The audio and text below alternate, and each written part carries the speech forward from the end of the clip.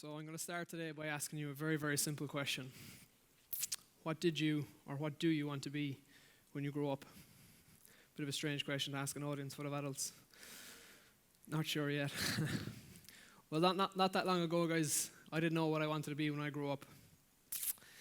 I struggled to figure out what way I wanted to go, and I had to make a decision. I heard a quote a couple of years ago from a psychologist in the 1920s. His name was Abraham Maslow. He said, at any given moment, we have two options. We can step forward into growth, or we can step back into what is safe, and we can step back into what is easy. That quote stuck with me for every single day, right up until now. So much so that I made a decision when I was 17 years old. I was always a very, very quiet kid. I always kept to myself. I always did my own thing. I always did what I was told to do. And one thing for sure, I definitely would not have been standing up on this stage today. Last thing that happened to me was I decided to go and study in college, because that's where I was told where the quote-unquote jobs were. Every single decision in my life, from when I was in my early teens up until the point I was leaving school, every decision was being made for me. I had absolutely no control. Then, when I turned 17, I made the biggest decision in my life, and it's not what you think. I chose to run a marathon. Now, that decision changed my life. That might seem a bit extreme or even a bit strange for some people. How can just running a couple of miles change your life?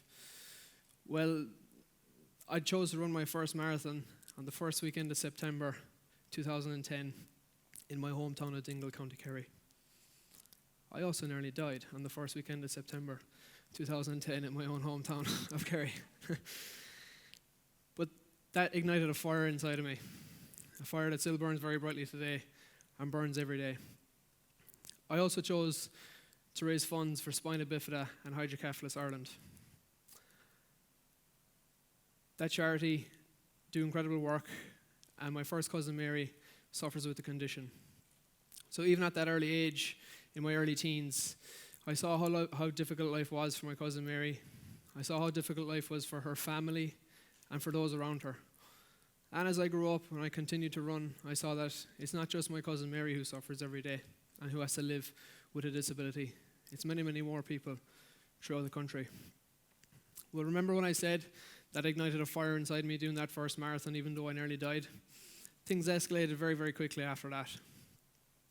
So much so that I recently just finished running 24 back-to-back marathons in 24 days around Ireland, from Donegal through every single county in Ireland, finishing my hometown of Dingle. That was a big change for a young 17-year-old who was supposed to be studying environmental science in college. And I lost the run of myself, pardon the pun. Well, that decision, I've been very, very lucky now that I've been able to step back. And I speak in schools quite a lot to students and in universities. And I see a younger version of myself in front of me every single time. I'm just blessed now that I get to step out and I see it happening to people every single day. Male, female, young and old. Nobody gets to make decisions for themselves anymore. When you take this down to a micro level, I was talking about life decisions. When you take it to a micro level, you look at what we do every day. Right out now here in front of me, I don't know anybody here. I do know one thing. You all made a decision to be here today for some reason or another. Our whole days, our whole weeks, our months, everything that happens to us is made up by a series of choices. Some we have control over, some we don't. You see, when you look at it at an even deeper level again, you've got the choice to build people up. You've also got the choice to knock them down. You've got the choice to compliment people, but you've also got the power and the choice to criticize people. You've got the power to step forward into growth, or you've got the power to step back, and to step back on what is safe. Just like what Abraham Maslow told us back in the 1920s. So I guess the point I'm trying to make today is Your choices have a massive bearing on you and your life. Not only that, when you look outside, they could have a massive effect on the people around you too. I know that TEDx events are all about ideas worth spreading, but I truly believe if you think about your choices and if we make conscious and better choices, we can change the world. Moving on from that, I realize that when you give people the power of choice, it empowers that person individually to make better choices for themselves.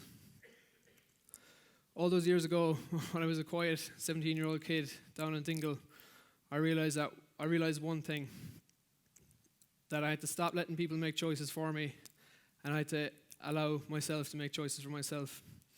Growing up, when I saw my cousin Mary, I saw how lucky I was and how grateful I am to be able to do what I do every day. I have choices that she doesn't have. That was an incredibly powerful moment for me, and I now continue to try to do that every single day and in my work. As I move forward, I quickly realize, and as I move forward for the rest of my life, I understand that, again, this 17-year-old that made a choice to run a single marathon, I have the power to change so many people's lives. Making that one decision as a 17-year-old changed my life, but it changed a lot of other people's lives as well. That one decision I made as a 17-year-old has led me on to opening up my own business, dropping out of college when I quickly realized after 7 weeks I was not cut out to be a scientist. And it's led me on to running 24 marathons in 24 days around Ireland. And it's going to lead me on to ultramarathon, ultracycling across America in only a couple months' time. So the point I'm trying to make is that the choices you make on a daily basis, however small they are or however big they are, they can change your life, they can change other lives. No matter what situations might arise in life, what difficulties you may incur, what problems you may encounter, I understand that we all have issues and difficulties. That's an inevitable part of life. But you have the power to choose your response to those difficulties. You've got the power of choice. So just remember, the next time you're faced with a difficult circumstance, it's completely up to you how you respond. You've always got the power of choice. Thank you.